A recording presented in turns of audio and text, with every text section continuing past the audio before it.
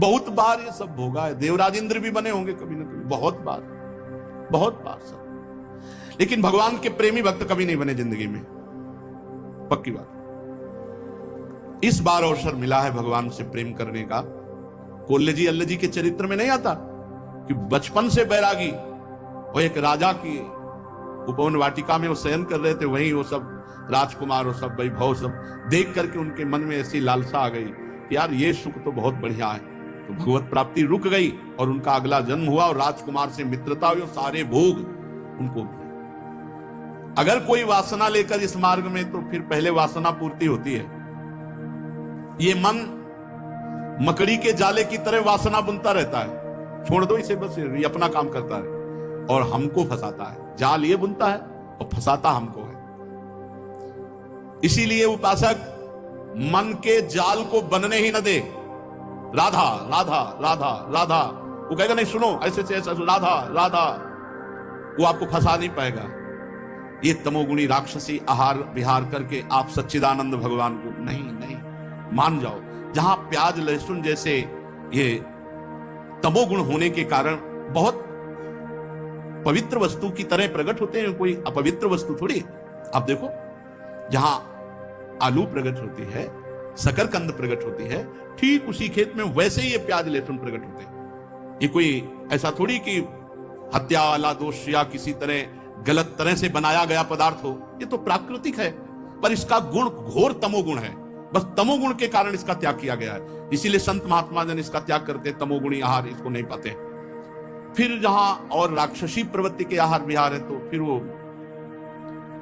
ये मन मकड़ी की तरह जाला बुनता और हमको फंसाता है। ये छह हमको हर समय फंसाए रखते हैं, काम क्रोध लोभ मोह मद मत्सर। यदि ब्रह्मचर्य रहना है तो हमें बहुत संभालना है तीन को। वाणी से हमको कभी भी ब्रह्मचर्यहीनता वाली बातें नहीं करनी। बहुत ये बिल्कुल अनुभव की बात कह रहे हैं, अगर आपको जम जाए तो निकल जाओगे। किसी भी तरह से अश्लील बात गंदी बात वाणी से नहीं निकालनी। मौन हो जाओ, मत बोलो। बहुत चीजें ऐसी होती हैं जो अनुभव करके बोली जाती हैं। वाणी से आप रोज किसी से कहो झूठी ऐसे, मैं आपके बिना नहीं जी सकता, मैं आपके बिना नहीं जी सकता। एक दिन आपके मन में आ जाएगा मैं आपके बिना नहीं जी सकता। एक दिन आप स्वीकृति स्वयं में कर लेंगे कि मैं आपके बिना नहीं जी सकता। वाणी से बोलते रहो, तुम देख लेना, एक दिन किसी एक से बोलते रहो मैं आपके बिना नहीं जी सकता। फिर दूसरे दिन बोलना मैं आपके, कुछ दिन में मन से आ जाएगा मैं आपके बिना नहीं जी सकता। फिर स्वयं में आ जाएगा मैं आपके बिना नहीं जी सकता। जब हम वाणी से गंदी बातें करते हैं तो तुरंत मन उसका चिंतन करता है और वो उल्लसित हो जाता है। इसलिए वाणी से पहला ब्रह्मचर्य। हमें रसना कटो जो अन्न रटो।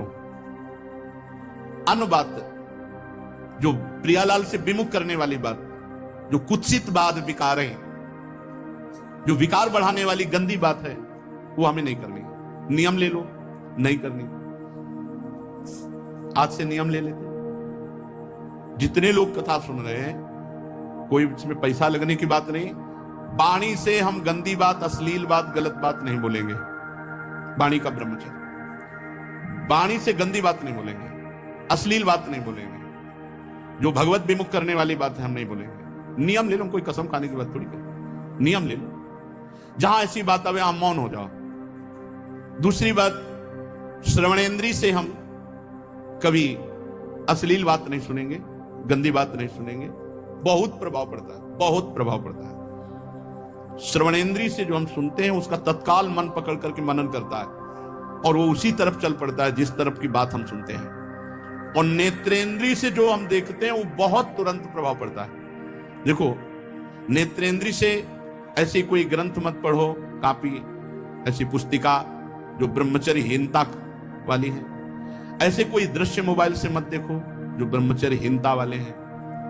ऐसे कोई दृश्य बाहर मत देखो, पशु पक्षी आदि मैथुन करते हुए, ऐसे कभी मत देखो। इसका बहुत बड़ा प्रभाव होता है। अगर इन तीन का संयम कर सको तो आपके ब्रह्मचर्य में बहुत लाभ मिलेगा। पहला वाणी से, दूसरा श्रवणेंद्री से, तीसरा नेत्रेंद्री से।